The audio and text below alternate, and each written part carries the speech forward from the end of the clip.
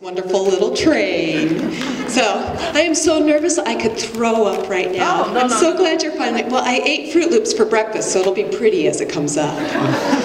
That was my strategy when I was pregnant. Ooh, let's see what we'll throw up and how pretty it'll be. Okay, so what we're going to do today is we are going to dance with our shadow. Oh, it worked. Yay-ha. Let's see, 10 years ago, I came across a beautiful metaphor story that was one of the best metaphors I've heard about shadows. And it was simply this. It comes from Cherokee Nation. And what it is a grandfather wanted to teach his grandson a lesson. And some of you may have heard this story, so indulge me a little bit. But the grandfather says to his grandson, I have two wolves inside of me, and one wolf represents joy and peace, happiness, and all those wonderful things. And the other little wolf inside of me, it represents bitterness, regret, blame, shame, anger, and on he goes. And he said to his little grandson, hey look, these two little wolves are in a bitter battle to the death. And he leaves the story right there. And the grandson's like, I need to know more. So he asked his grandfather, hey grandfather, which little wolf is going to win?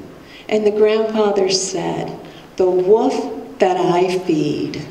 And when I came across this story 10 years ago, I went ding, ding, ding, ding, ding, because I had a 6-year-old and a 7-year-old, two little boys, very competitive, and in our house was a continuous whining and a continuous crying and continuous battles. And so I taught this little story to my boys, thinking I'm a brilliant parent, I'm going to do mindful parenting with them, and they would start fighting, and I would say, hey Josh, which little wolf are you feeding? And he'd go, all right, Mom. And I'd say, it's time to turn off the TV. And they would go, blah, blah, blah, blah, blah. And I'd say, hey, which little wolf are you feeding? And they go, all right, Mom. And I use this story over and over and over again until one awful winter day, a school day. And it was a snowy day, and we were 10 minutes behind our schedule. And anybody that does the parenting things, being 10 minutes behind can be a deal breaker. And so I'm telling the kids, I'm sorry, no cartoons, you gotta go get your books, you gotta get your backpacks together, you gotta get your library books, you gotta put on your shoes and your hats and mittens, you gotta go, you gotta do it now. And they are whining about it. And I can hear them fighting at the front door. Their mittens won't match. They couldn't find their library books. One of my kids, I don't know how my kid did this, but he came home from school the night before with one shoe on. And he's standing at the front door crying, I don't have two shoes. And in his own little defense, I'm the one that picked him up in the middle of winter with one shoe on and didn't notice it. So my little guys are at the door, they're crying, they're screaming, they're yelling, and I am forcing them into the car. And as we're in the car, I turn on my best mommy mode. And I start telling them, hey, we have a routine. We have to keep that routine. Why weren't those library books where they were supposed to be? Why didn't you have your hats and mittens out the night before like we're supposed to be doing it? And I start giving it to them. As a matter of fact, my mother started coming out of my mouth. Yes, I see that record. I'm so angry I could spit nails. And as you say it, the spit sprays out. And I am giving it to them. And then they start giving it back to me, and our car is filled with contention as I drive up to the school. And not a brilliant moment on my part, I turned around to my children and I said, have a great day of academic learning. Get out. And I had the sweetest little voice say to me, oh Mom, which wolf are you feeding? And I went, crap. You are not supposed to use that against me. That is not right, that's for you. We have a saying in our house, the truth will set you free, but first it will piss you off. And I had a pissed off moment.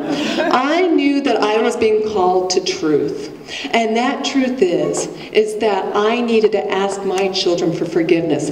I needed to be wholly and fully accountable for my part in what I had done that morning. And we had a beautiful, powerful lesson of forgiveness. I have always looked at these wolves as one wolf being good and the other wolf being bad. And I'm not going to feed the bad wolf. In that moment, my perception changed. I got some clarity on it. It isn't that both the wolves are good or bad. I was comfortable with one wolf. I love my peace wolf. I love my calm wolf. And I am really uncomfortable with my other wolf, with my shadow wolf. And that shadow wolf, I need it because it's part of my humanity. It is one of my teachers. Wolves in Iroquois Nation mean teachers. And so instead of looking at and going, hey, which wolf am I feeding? I started asking the question, who's leading my pack of wolves? And that changed everything, because that morning in the car, holy smokes, my little shadow wolf was leading my pack, and it was eating donuts, and it couldn't get enough donuts. That little wolf was covered in powdered sugar donuts, and nobody wants a little wolf covered in powdered sugar donuts. So I am now the leader of my pack, and I embrace both my wolves, and I am going to gently and quietly tell you what works for me. And I use the acronym LOVE. L is for listen with compassion. When those wolves start going, it's like a toddler. And that toddler will have a horrible, horrible fit. And I've seen parents use the strategy where they just give in, just to make the kid shut up. Or they give in because they're doing it in public and, oh my gosh, make this end. Or they just give in because it's just awful. Or their baby is suffering and they give in. Anybody who gives in, we know that the consequences of that is going to be very serious. Because now that toddler's learned, hey, I got my way, and I know how to get my way again. And suddenly that toddler's leader of that home, okay? So what I'm going to say to you is to use one different strategy. When you listen to your little wolves and they're howling, be still. Be very still and wait the tantrum out, okay? They're going to say the meanest and the most awful and the most ugly things to you. They are going to pick at every single wound that you have, and they are going to trigger you into places that you cannot believe you go. When the wolves howl, be still. Let them howl. They will stop. I promise you, they will stop. O is for observe. Know which little wolf. I wish I had one little wolf go off and that would be it. But when one wolf goes off, they all go off, okay? And so you need to know exactly which little wolves need their attention. For me to do this little talk today, it took a lot of courage on my part, and my wolves went off. And I had 4 little wolves go off. One of despair, one of worthlessness, one of shame, one of fear. And so I pulled all those little wolves in, and I embraced them. V is for validation. What you do is you ask them simply, what's going on? First you have to wait until they're done howling, and when they quiet, you ask them what's going on. For me, my little despair wolf said, oh, you can't be doing this. You're suffering from a depression right now, and you're exhausted. You're exhausted all the time, and you are physically not well. You cannot do this. And then my little you're not worthy wolf said, what are you going to do? Get up and talk about wolves that are howling? Oh, you can't be doing that because you are in the middle of it and you are not worthwhile and you are a stupid idiot. These wolves are not very nice. And then my little shame wolf just perked right up and said, ooh, I have something to say now. And the little shame wolf said, remember when you were in 4th grade with Mrs. Eddy, and Mrs. Eddy would make you read out loud and your words came out inside out and backwards and the kids would start to snicker at you? Remember how you felt and then you started to stutter? And remember how they would laugh really hard and you'd have to stick your head inside of your desk to show that you're not crying? And Mrs. Eddy used to do that over and over and over again. Remember the shame you felt? And then my little fear wolf goes, oh, I remember that shame. I remember that shame big time. And the fear wolf says, don't you do this. Shut it down. Do not do this speech. Tell them you cannot do it. Your health is not good enough. Okay? That's how that little story goes. How do you validate those little wolves? You simply say to them, oh, I get it. You're trying to protect me the best way you know how. You're trying to protect me from old wounds, and you're trying to protect me from new wounds. I get it. E is for empower. Very simple. I'm honest with these little wolves. I tell them, hey, look, part of life is suffering. Bad things are going to happen to me. Bad things are going to happen to the people I love.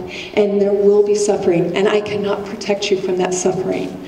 But what I promise you, I will lead this pack. And I will find meaning to every part of suffering we have. I will find purpose to our little sufferings. I will find healing as we walk together.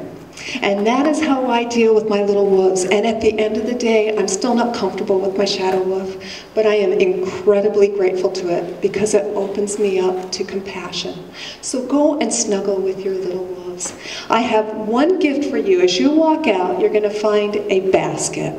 And I'm going to call this, I love saying this, I'm going to call this Getting Stoned with Your Shadow Wolf. Woo! You didn't know you were going to get stoned this afternoon. And it won't be with brownies, sorry. So, there are little golden stones in here that I made. And there is one word on them, or there might be a little phrase that is written on them.